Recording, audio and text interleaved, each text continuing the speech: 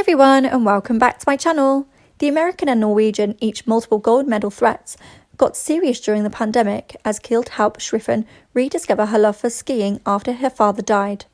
Ask Mikaela Shiffrin how she and Aleksander Aamodt Kilde, a Norwegian Alpine star, became ski racing power couple, and she chuckles.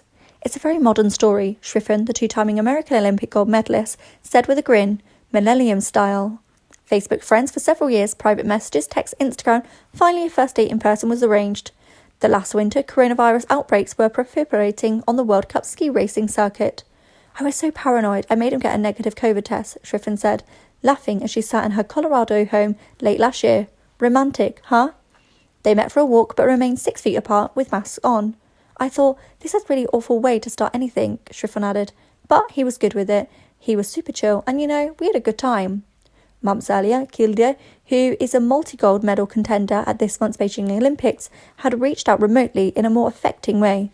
Cognizing that Shiffrin was still struggling with her grief over the 2020 accidental death of her father, Jeff Shiffrin, Kilde sent a note offering to listen if she wanted someone to talk to.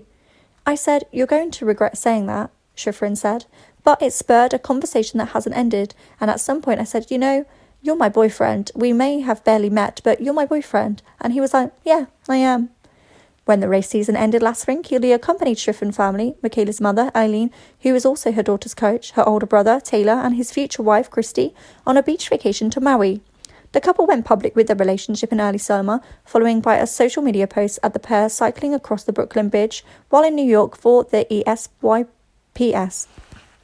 Shiffrin, who turns 27 next month, likes to spend most of her free time training close to her home in Colorado, and Kilde, 29, joined her, doing legweight training against the backdrop of the Rocky Mountains.